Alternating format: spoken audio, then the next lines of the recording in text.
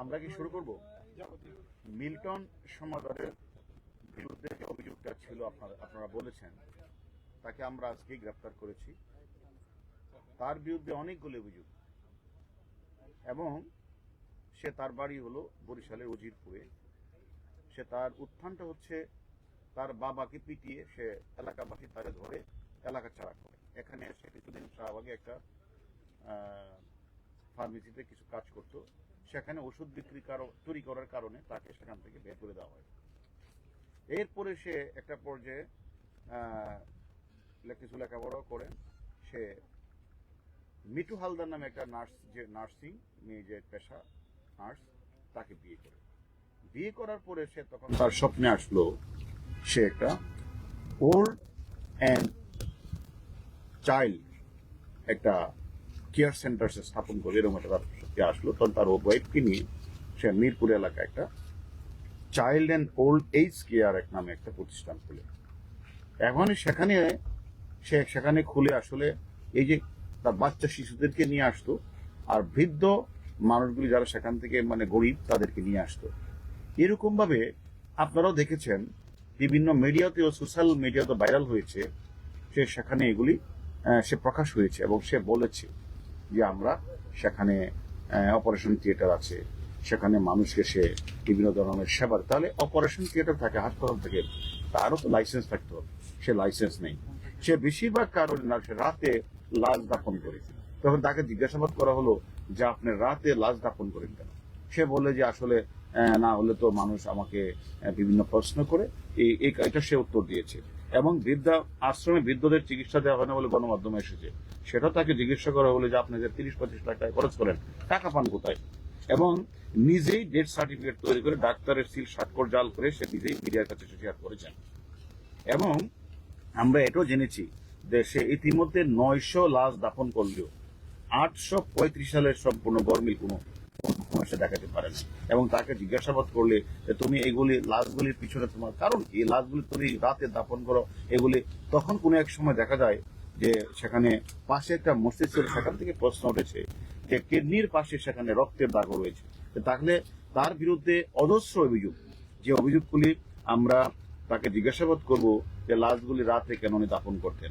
তার কাছে আমরা জিজ্ঞাসাবাদ করব তিনি নিজে যে স্বীকার করেছেন যে ডেথ সার্টিফিকেটটা উনি নিজে কেন তৈরি করেন, ডাক্তারের সিল স্বাক্ষর উনি নেন না কেন।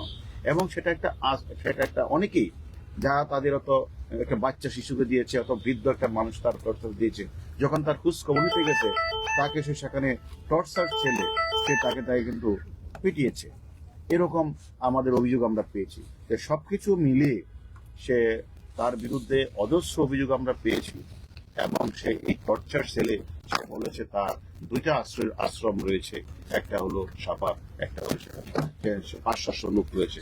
কিন্তু সে খোঁজ নিয়ে জানা যাচ্ছে সেখানে 20-30 জন 40 জনের বেশি সেখানে লোক নেই। এবং আমাদের কথা হলো আমরা তাকে নিয়ে এসেছি এবং কিছু অভিযোগকারী রয়েছে, তারাও মামলা রুজু করবে। আমরা তাদেরকে রিমান্ডে এনে জিজ্ঞাসাবাদ করব যে কত সংখ্যক মানুষ তার এনে চিকিৎসার জন্য গিয়েছিল, কত সংখ্যক মানুষ মারা গেল, সে কি আসলে এই সকল তার তথাকথিত থিয়েটার মানে ইয়ার নামে সে সেখান থেকে সে যে স্থাপন করেছেন, সেখানে যে তার ভিতরে সে যে অপারেশন থিয়েটার, সে অপারেশন থিয়েটারের মাধ্যমে সে সেখান থেকে কিডনি বিক্রি করেছেন কিনা আপনারা যে অভিযোগটা করেছেন সেটা আমরা তদন্ত করব। এবং কেন সে নিজে ডেথ সার্টিফিকেট নিজেই স্বাক্ষর তৈরি করেছেন, ডাক্তারের স্বাক্ষর কেন নেন নাই, সেটা আমরা খুঁজে বের করব। এবং বেশিরভাগ লাশ তিনি দাঁড়াতে দাফন করলেন কেন, এবং তিনি 2টি আশ্রমের কথা বলে শত শত মানুষের রাখার কথা বললে সেখানে কোনো লাশ নেই। সবকিছু আমরা তদন্ত করে আমরা পরবর্তী পর্যায়ে আপনাদেরকে জানাবো যে আমরা তার বিরুদ্ধে এই অভিযোগগুলি আমরা পেয়েছি। এখন আমরা মামলা রুজু হওয়ার পরে আমরা রিমান্ডে এনে বাকি তথ্যগুলি আপনাদের জানাবো। ভাই, আমি আজকে মিরপুর মডেল থানায় গিয়েছিলাম ওনাদের কাছে জানতে যে এই যে মরদেহগুলো তিনি দাফন করেছেন, অনেকগুলোর ক্ষেত্রেই নাম পরিচয়হীন বা স্বজনরা ছিল না। এ ধরনের মরদেহ দাফন করতে গেলে জিডি এন্ট্রি করতে হয়, আপনার ফিঙ্গারপ্রিন্ট নেওয়ার একটি বাধ্যবাধকতা রয়েছে, যাতে পরবর্তীতে তার স্বজনরা আসলে সে মরদেহটি খুঁজে পায়। তো মডেল থানায় আমরা গিয়েছিলাম, তারা বলেছেন যে একটি লাশের ক্ষেত্রেও এ ধরনের কোনো আইন তিনি মানেননি, অর্থাৎ তিনি নিজে একটি হ্যাঁ, আমরা এই ধরনের বিষয়গুলো মিডিয়াতে আসার কারণেই, জনমনে বিভিন্ন প্রশ্নের সম্মুখীনের কারণেই আমরা কিন্তু তাকে গ্রেফতার করেছি। এখন আমরা এই প্রশ্নগুলি উনি এই আইনগত প্রক্রিয়াগুলি সম্পন্ন করলেন না, রাতের অন্ধকারে উনি লাশগুলি দাফন করলেন এবং পরিবার পরিজন জানে না, তারা যখন জানতে যায় তাদের কেন তিনি পিটালেন, আমরা সবকিছুই তদন্তে নিয়ে আসবো।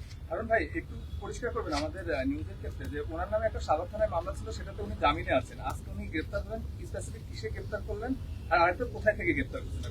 আর বিষয়টা হচ্ছে যে আপনারা এই পাশে গ্রেপ্তার করছেন তার চাইল্ড অ্যান্ড ওল্ড যেটা যে কেয়ার, সেখান থেকে সব কাগজপত্র তার স্ত্রীরা সরিয়ে নিচ্ছে।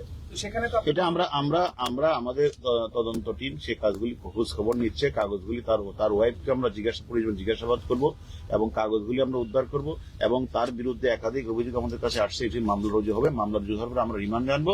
রিমান্ডে আনার পরে আপনারা যতগুলি প্রশ্ন করেছেন, আমরাও যে অভিযোগগুলি পেয়েছি সেগুলি পুঙ্খানুপুঙ্খ তদন্ত করা হবে এবং আমি মনে করি সে যদি সত্যিকার ভাবে এরকম কাজগুলি করে থাকে, এটা জঘন্য অপরাধ, তাকে ছাড় দেওয়া হবে না। এখন পর্যন্ত কি কি বিষয়গুলো একটু প্রমাণিত হয়েছে বা কোন কোন একটাও কি পেয়েছে? আমরা এখন মামলা কপি আমরা পেয়েছি। আমরা তার বিরুদ্ধে একদিকে তো মানব পাচার, অন্যদিকে তার বিরুদ্ধে যে বাচ্চা শিশুদের উপরে যে হামলা এবং আত্মীয় স্বজন গেলে যে তাদের উপরে মারপিট এবং বিভিন্ন জায়গাগুলোতে উনি যে টর্চার সেল বানিয়েছেন, সবকিছুই তার মামলার মধ্যে আসবে। কয়েক কোটি টাকার তথ্য এর মধ্যে এবং আমরা সবকিছু তদন্তে নিয়ে আসবো। এখন যে চাইল্ড কেয়ারে যারা রয়েছে, যারা তাদের দেখভাল করার জন্য তাদের দেখভাল করার জন্য আমরা তো সেখানে এটারও খোঁজ খবর নিচ্ছি, সে তার কাজটা কি, সেখানে তার কোনো, সে তো আর এগুলি দেখভাল করার কথা না, সেখানে তার লোকজন আছে কিনা, অ্যাকচুয়ালি এখন স্বাভাবিকভাবে চলবে এবং তার কাছে আমরা জিজ্ঞাসাবাদ করবো এটা আসলে তার বিরুদ্ধে যে ভয়ানক তথ্য আসছে, তাকে সেই সবকিছু আমরা তদন্ত করে যদি মনে হয় যে সকল অভিযোগগুলি এসেছে, মামলায় যে আলামতগুলি আছে সেগুলি তার বিরুদ্ধে সুস্পষ্ট অভিযোগ নেই, সেক্ষেত্রে আমরা আইনগত প্রক্রিয়া যা করে সেটাই করবো। ধন্যবাদ।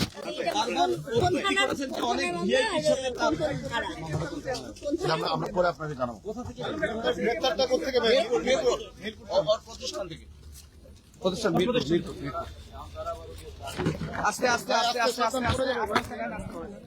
দর্শক, আপনারা শুনতে পাচ্ছিলেন এই মুহূর্তে ডিবি প্রধান হারুন তিনি কিন্তু সংবাদ সম্মেলন করছেন। তিনি কিন্তু বলেছেন যে সেখানে কিন্তু বিভিন্ন অভিযোগের পরিপ্রেক্ষিতে কিন্তু গ্রেপ্তার করা হয়েছে।